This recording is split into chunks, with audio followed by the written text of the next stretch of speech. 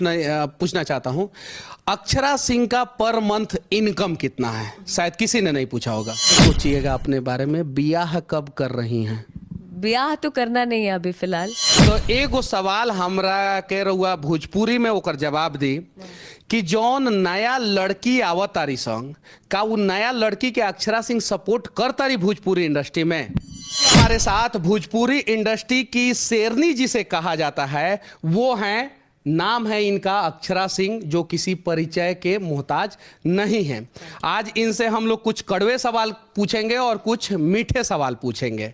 हालांकि मेरी नाराजगी इनसे रहती है और इनकी भी नाराजगी मुझसे रहती है, लेकिन आज मुलाकात फाइनली हो ही गया है। सबसे पहला सवाल मैं आपसे पूछने जा रहा हूं, आखिर आपको भोजपुरी इंडस्ट्री का शेरनी क्यों कहा जाता है?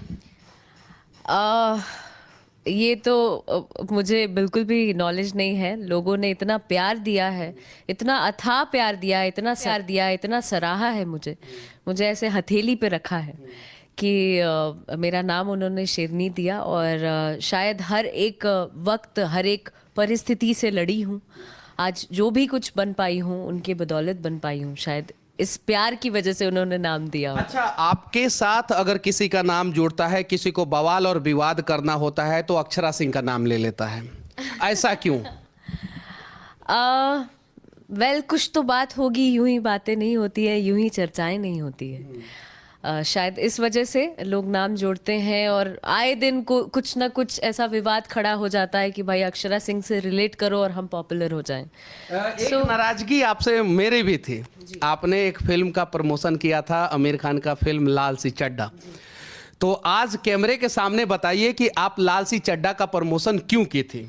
मनीष जी, सबसे पहले तो मैं एक कलाकार हूँ, ये आप भी मानते हैं, पूरी दुनिया जानती है मैं एक कलाकार हूँ। और एक कलाकार के नाते मुझे अपॉइंट किया गया था वहाँ के पीआर ने। पढ़ी लिखी कलाकार, जो भी आप कह ले, पढ़ी लिखी कलाकार या जो भी, इस वजह से मुझे अपॉइंट किया गया कि आप ऐसी ऐसी फिल्म है और आके आप प्रमोट करिए। एंड पीआर स्ट्रैटेजी के तहत बुलाया गया।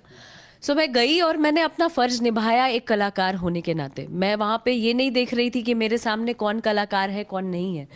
बीइंग अ यूपी बिहार की गर्ल, मैंने अगर किसी ने सोचा कि मैं रिप्रेजेंट करती हूँ बिहार को या भोजपुरी इंडस्ट्री को, it means a lot to मी।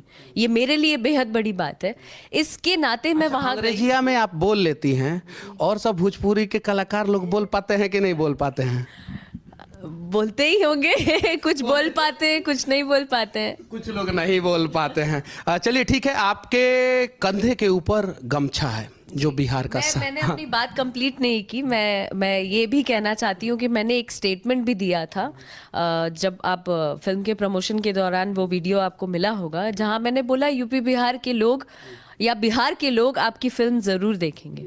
वो इसलिए बोला था क्योंकि मैंने आज तक, क्या अब जब से मैं पली बड़ी, जब से आज इतनी बड़ी हो गई हूँ, बिहार में ही पली बड़ी, और मैंने देखा है बड़े से बड़े कलाकार फिल्म इंडस्ट्री के, हिंदी फिल्म इंडस्ट्री के, बॉलीवुड की फिल्में जितनी चली हैं वो यूपी बिहार के दम पर ही चली हैं। और उनके प्यार की बदौलत बड़े से बड़े आज आर्टिस्ट ग्रो कर पाए हैं और अपना नाम और वजूद हासिल कर पाए हैं जस्ट बिकॉज ऑफ देम।